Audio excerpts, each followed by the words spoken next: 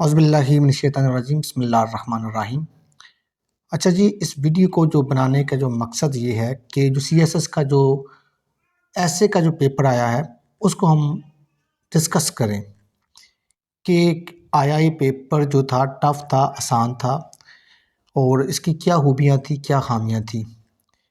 तो सबसे पहले मैं आपको अपना तज़किया बताऊँगा कि या लास्ट 5 ईयर के जो एसए के पेपर आप देखें तो मैं ये बोलूँगा कि फर्स्ट टाइम कोई बंदे के पुत्रों वाला पेपर उन्होंने बनाया है, जो एक सीएसपी ऑफिसर की जो डिमांड को पूरा करता है, जो एक सीएसएस एस्पायरेंट के मेयार के ऊपर पूरा उतरता है, वो ये पेपर है। क्यों? क्योंकि इन्होंने जो इस वक्त दुनिया के जो करंट जो मसाइल चल रहे हैं और जो टॉप लिस्टेड जो मसाइल हैं, उनके ऊपर ये पेपर बेस करता है। चाहे वो पाकिस्तान के मसाइल हो जाएं, वर्डिंग उन्होंने चेंज कर दी है बेशक उन्होंने, तो आपको स्क्रीन के ऊपर भी पेपर है वो भी शो होगा। चाहे वो पाकिस्तान के मसाइल हो जाएं, क्या वो इंटरनेशनल दुनिया के मसाइल हो जाएं, तो उन सब को उन्होंने इस पेपर में जमा किया है। और ये जितने बड़े बड़े जो इश्यूज़ थे उन्होंने उन इश्यूज़ के ऊपर ये पेपर बनाया है। जैसे सी पैक का एक है, इसके मुकाबले में इंडिया, अमेरिका और सऊदी अरब वगैरह एक जो रूट बना रहे हैं, जो इसराइल से एक नई नहर निकाली जाएगी,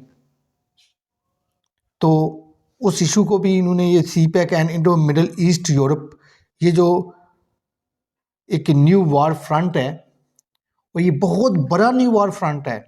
आप गजा की जंग देखें, उसके पीछे भी बिहाइंड जो स्टोरी है वो यही है। तो रशिया चाइना जो सपोर्ट कर रहे हैं, उनके पीछे उनके जो मफादात हैं, और जो मिस्र के जो मफादात हैं, इजिप्ट के हैं, जो नहर स्वीज़ को लेकर, उन सब चीज़ों में ये जो उन्होंने इशू दिया है, ये बहुत बड़ा इशू है, इकनॉमिक इशू है ये। इसको एक छोटा सा हल्का ना समझें। चाइना को कन्फ्रंट करने के लिए उन्होंने एक नया रूट, एक नया सिस्टम, जो चाइना के जो अगेंस्ट जो पावर्स हैं उन सब ने मिलकर नया बनाया ये वाला। उसमें टॉप लिस्टेड कौन है? इंडिया है, अमेरिका है और यूरोप है। और जो इसराइल से एक न्यू जो नया निकाल रहे थे, मेरे नाम उसका जाननी है, वो भी है। और सी पैक, ये दो आप कह सकते हैं कंपैरिजन है इनके, और चाइना के मुकाबले में ये एक नया ब्लॉक बनते हुआ नज़र आ रहा है, बल्कि बन चुका है। इसके ऊपर काम जारी है। अमेरिका इंडिया की इकनॉमी को बूस्ट कर रहा है। तो मैं ये समझता हूँ कोई भी जो एक जिस बंदे ने सीएसएस के लिए तैयारी की है, ये जितने ऐसे आए हैं, कम से कम उसको एक ही टॉपिक के ऊपर कमांड हासिल नहीं है ना, तो मेरे ख्याल में उसको सीएसएस करने का कोई फ़ायदा नहीं। ऐसा बंदा सीएसएस ना ही वो कर पाए तो बेहतर है, वरना मुल्क के ऊपर बोझ होगा। इतने इजी जो टॉपिक थे, the power of propaganda and Muslim world, ये बहुत ज़्यादा है। आप देख सकते हैं जो यूरोपीय मीडिया किस कदर पाकिस्तान मुस्लिम उम्मा के खिलाफ वो प्रोपेगेंडा कर रहा है, और जिस तरीके से जो इस्लामी जो शार की बेरुमती करते हैं, जिस तरीके से वो मीडिया के ऊपर वो करते हैं, बल्कि ये वो उसी का एक नया वर्जन आ गया है। एक पीएमएस में ऐसे आया था कि जो वेस्टर्न मीडिया है वो मीडिया को जो अमेरिका वगैरह मुसलमानों के खिलाफ एक टूल के तौर पर यूज़ करती हैं, एक आया था, उसी का समझो कि एक ये पार्ट है, बल्कि इसको वाइडर रेंज में उन्होंने पूछ लिया उन्होंने। तो ये भी इजी है, मुश्किल नहीं है। हर बंदा इसके ऊपर बहुत कुछ लिख सकता है, बहुत पढ़ा लिखा भी नहीं, फिर भी वो इसके ऊपर अपना तज्जिया, अपनी बात को पेश कर सकता है। इसके बाद हम करें face out of fossil fuels and अर्ब इकोनॉमिक्स। ये एक और अनदर बहुत बड़ा इशू है, क्योंकि जो ऑयल डिपॉजिट वगैरह आप देख रहे हैं, सऊदी अपनी इकनॉमी को डाइवर्ट कर रहा है ऑयल से, टूरिज्म की तरफ, न्यू सिटी बना रहा है। क्यों बना रहा है?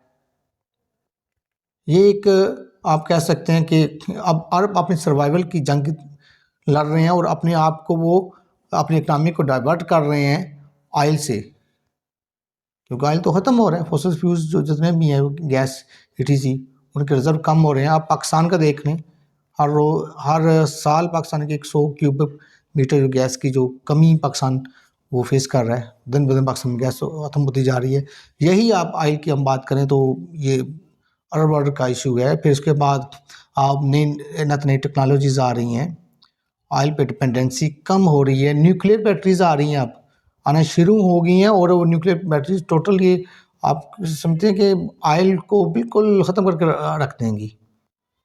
बल्कि एक जो अभी बैटरी चाइना की कंपनी उसने लॉन्च की है, वो 50 साल चलेगी न्यूक्लियर बैटरी, और जो चार्ज भी होगी वो 40 मिनट से कम चार्ज होगी। इसके बहुत सारे पर्सपेक्टिव्स हैं, इस पर बहुत लंबी चौड़ी बात की जा सकती है इसके मुख्तलिफ पहलू के ऊपर। फिर आर्टिफिशियल इंटेलिजेंस का जी आया जी, द डेथ ऑफ क्रिएटिविटी। आपको पता है ये बहुत ज़्यादा एक हॉट इशू है। अगर टेक्नोलॉजी की दुनिया में देखें आप कैसे आर्टिफिशियल इंटेलिजेंस का, अभी अक़वाम मुत्तहिदा जो आपकी जिसको UNO बोलते हैं, वो भी आर्टिफिशियल इंटेलिजेंस के ऊपर पाबंदी लगाने जा रही है। और बहुत ज़्यादा भी ऑर्गेनाइजेशन वो कहते हैं ChatGPT से कॉपी की और डेटा एक्सेप्ट नहीं किया जाएगा। और आर्टिफिशियल इंटेलिजेंस दिन ब दिन वो ग्रो कर रही है, बहुत ज़्यादा कर रही है, ठीक है।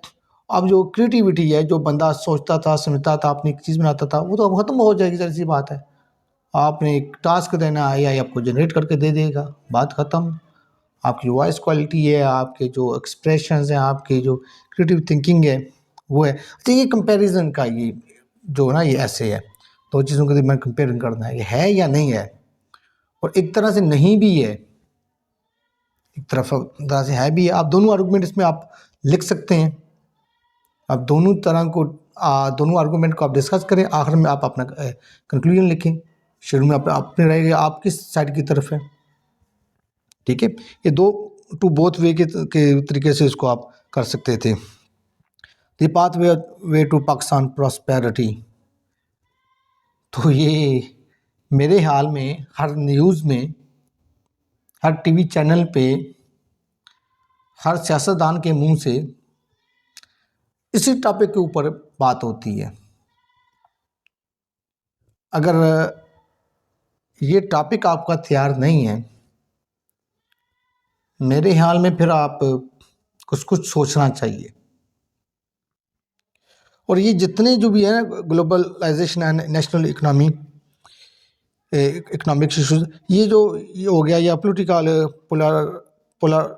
पोलराइजेशन, गवर्नेंस एंड सोसाइटी, ये जो देख लें, ये बहुत यानी इतने आप कैसे मुश्किल ऐसे नहीं है, कोई मुश्किल वर्डिंग यूज़ नहीं की, उसे सीधी सीधी बात पूछी है और आपसे तजिया पूछा है, एक माइंड सेट अप से पूछा है। सबसे बड़ी बात ये है, एक माइंड सेट अप उसने पीछे के हवाले से पूछा है। कोई भी चीज़ ऐसी पे Indo Middle East Europe new war front देखे जाए, उसने एक माइंड सेट अप से पूछा है।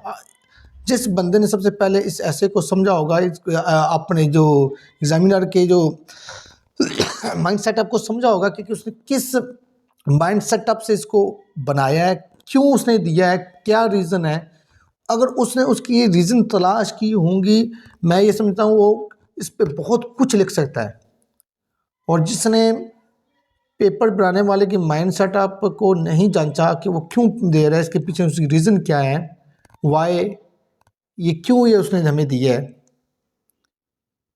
और उसका मकसद क्या है, वो हमसे क्या चाहता है, तो वो बंदा अगर उसको नहीं पता तो वो बंदा नहीं सोल्व करेगा। अगर उसको पता है तो बहुत कुछ लिख सकता है, इसके ऊपर बहुत सारे हवाला जात दे सकता है।